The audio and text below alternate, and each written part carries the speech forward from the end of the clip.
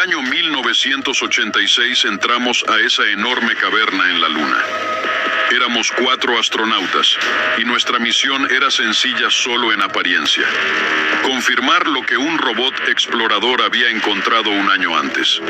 Según su reporte, dentro de esa caverna había al menos 20 naves, estructuras que no parecían humanas. Sin dudarlo, este es uno de los relatos más convincente e increíble de expilotos que exploraron objetos extraños en la Luna y las teorías que nos esconden. Lo que escucharás encaja con lo que posiblemente sería la explicación del por qué hemos visto naves en forma de platillo a lo largo de nuestra historia. Buenas tardes, nosotros somos Conspirativo 10. En ese momento, Estados Unidos era la única potencia capaz de explorar la Luna con ese nivel de profundidad. Rusia atravesaba graves problemas económicos y China aún no era una potencia espacial. Eso hacía posible que misiones como esta se mantuvieran en secreto absoluto, sin presión internacional y sin necesidad de dar explicaciones a nadie. Y menos cuando lo que estaba en juego era una tecnología que no entendíamos.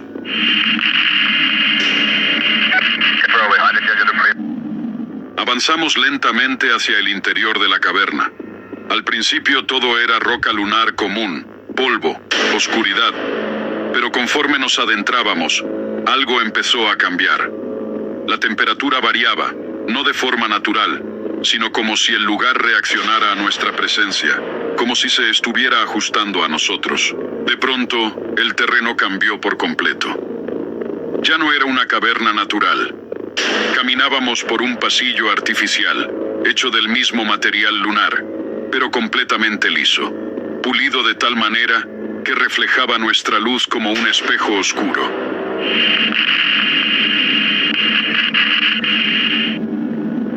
El polvo lunar había desaparecido y avanzar ya no era tan pesado. La gravedad empezó a aumentar poco a poco. No era brusco, pero lo sentíamos en cada paso. Caminábamos más rápido, no por comodidad, sino por miedo. Si la gravedad seguía aumentando, los trajes podrían volverse demasiado pesados para continuar. Lo peor era que no teníamos comunicación con el módulo lunar. En ese punto, cualquier decisión dependía solo de nosotros. Afortunadamente, la gravedad se estabilizó. Pudimos continuar hasta llegar a una enorme explanada. Lo que vimos ahí nos dejó sin palabras. El piso era completamente negro, pulido, tan perfecto que parecía no tener fondo. Al mirarlo fijamente, daba la sensación de que podías caer en él.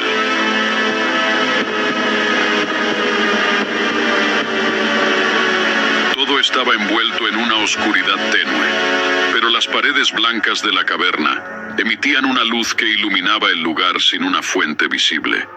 Era hermoso y perturbador. El robot explorador no había detectado esos detalles. Por eso, al verlo con nuestros propios ojos, el asombro fue total. No había inscripciones, ni símbolos, ni restos de alguna civilización. Nada que explicara quién había construido ese lugar. Solo esa explanada inmensa, silenciosa, perfectamente limpia. Eso lo hacía aún más enigmático. Instintivamente avanzamos hacia el fondo.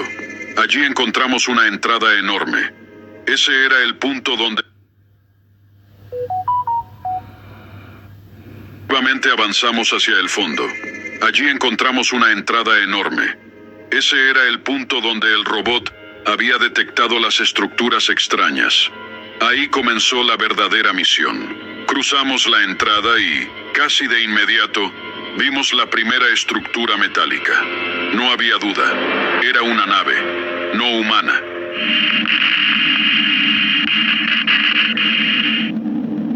Las lecturas confirmaron que no había radiación en el ambiente, pero sí dentro de la nave. Nos acercamos con cautela. Tenía la forma clásica de un platillo, como los que se han reportado durante décadas en la Tierra. Era enorme. Pero lo más increíble fue cuando notamos que no estaba posada en el suelo. Flotaba a unos 30 centímetros, completamente inmóvil. La tocamos.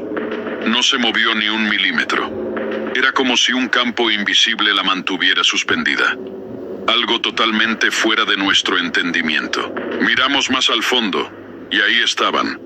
Decenas de naves alineadas, todas levitando de la misma manera. Lo más inquietante era que estaban intactas, limpias, sin señales de desgaste, como si hubieran sido colocadas ahí recientemente o estuvieran listas para usarse en cualquier momento. Eso nos llenó de miedo. Sentíamos que en cualquier instante podrían aparecer los dueños de esas naves. Decidimos concentrarnos en la primera. La grabamos, tomamos lecturas, la tocamos nuevamente.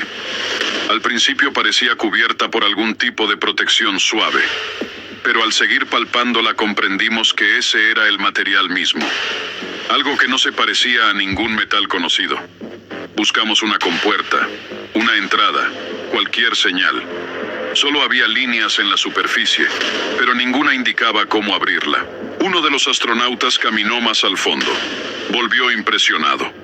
No podía ver el final de las filas de naves. Sus instrumentos no detectaban actividad ni energía visible, pero estaba convencido de que seguían siendo funcionales. Fue imposible llevarnos cualquier muestra.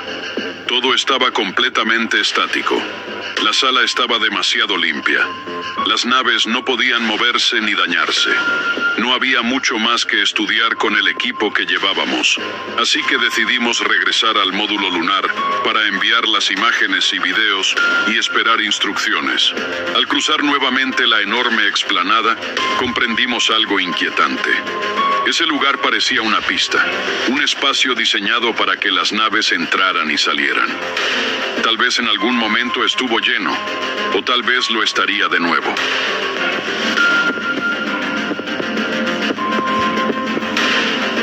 Cuando enviamos los datos, la orden fue tajante e inmediata. Preparar el regreso a la Tierra. El viaje duró 3 días. Durante ese tiempo, nadie habló. El impacto había sido tan fuerte que ni siquiera queríamos dar una opinión. Todos pensábamos lo mismo. ¿Era el inicio de una invasión? ¿Desde cuándo estaban ahí? ¿Estaban abandonadas?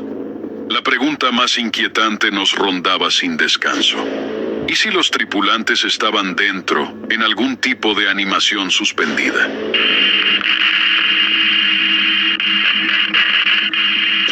Al llegar a la Tierra, intentamos pedir explicaciones.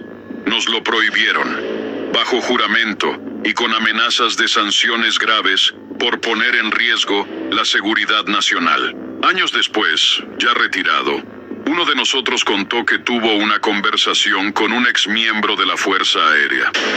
Él le confirmó algo aún más perturbador. Esa no era la única caverna.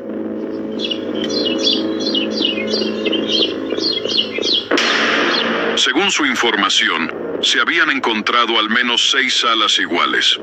Algunas contenían naves como las que nosotros vimos. Otras, en cambio, estaban llenas de miles de pequeños cubos, perfectamente alineados, completamente sellados y sin ninguna marca visible. Lo más inquietante era que se habían realizado misiones exclusivas con el único objetivo de extraer al menos uno de esos cubos para estudiarlo en la Tierra.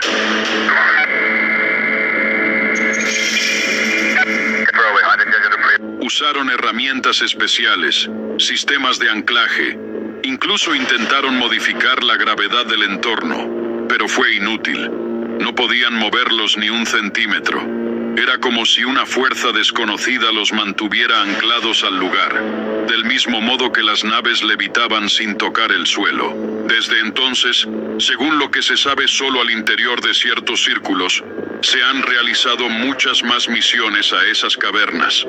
No solo estadounidenses, sino en cooperación silenciosa con otras agencias cuando el mundo empezó a cambiar. Sin embargo, el resultado siempre ha sido el mismo.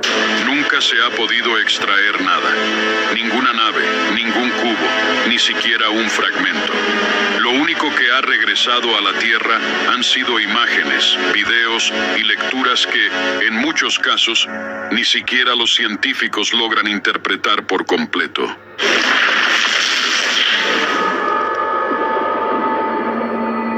paso de los años, los especialistas han formulado varias teorías. Algunas hablan de campos de energía imposibles de romper, otras de materiales que no existen en nuestra tabla de elementos.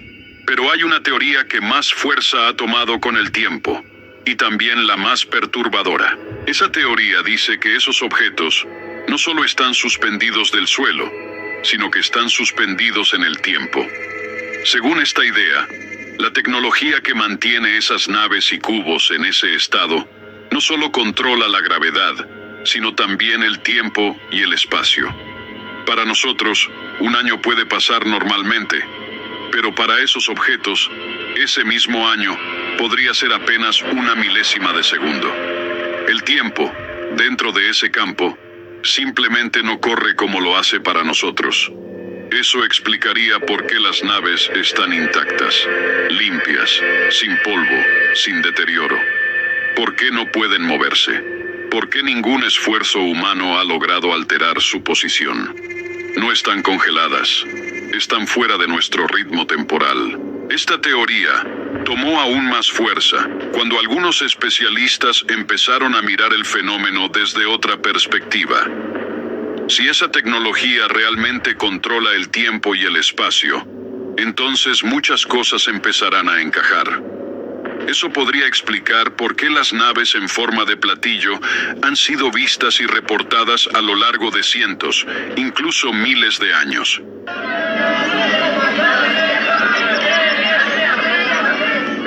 Pinturas antiguas, textos religiosos, relatos medievales y testimonios modernos describen el mismo tipo de objeto. Discos luminosos, superficies metálicas, colores similares, movimientos imposibles.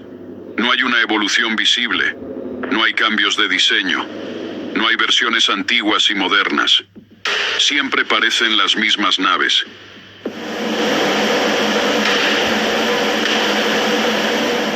Para nosotros han pasado siglos. Civilizaciones enteras han nacido y desaparecido. Pero si esas naves operan dentro de un campo donde el tiempo fluye de otra manera, entonces para ellas casi no ha pasado nada. Podrían estar usando la misma tecnología, los mismos vehículos, incluso los mismos tripulantes. Según esta hipótesis, esas naves no viajan grandes distancias, sino que se desplazan en momentos precisos del tiempo. Aparecen en la Tierra en distintas épocas. Entran, observan, interactúan lo necesario y regresan a esos espacios donde el tiempo permanece casi detenido.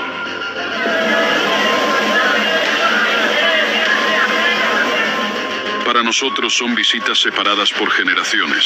Para ellos podrían ser instantes consecutivos. Eso explicaría por qué los encuentros parecen aislados, breves y controlados. ¿Por qué nunca se quedan? ¿Por qué nunca vemos señales claras de envejecimiento, desgaste o cambio? No es que vengan de muy lejos, es que vienen de otro ritmo del tiempo. Con el paso del tiempo, varios de esos pilotos y astronautas, ya retirados y sin nada que perder, han comenzado a comentar otros eventos y teorías que al público le parecen ciencia ficción. Historias tan extrañas que durante años se nos ha enseñado a creer que no son más que fantasías, errores de percepción o simples inventos. Pero la realidad, según ellos, es muy distinta. Esas teorías no nacieron en foros ni en películas. Se discuten con total seriedad en círculos de poder, en reuniones cerradas, lejos de los medios y de la opinión pública. Ahí no se ríen de estas ideas. Ahí se analizan, se comparan datos y se toman decisiones basadas en la posibilidad de que todo esto sea real.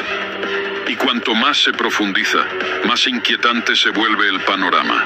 En próximos videos en Conspirativo 10, estaremos hablando de otros hallazgos que, según se dice, se han encontrado en estas exploraciones secretas. Pero sobre todo, abordaremos una de las teorías más perturbadoras de todas. ¿Qué son en realidad los llamados grises?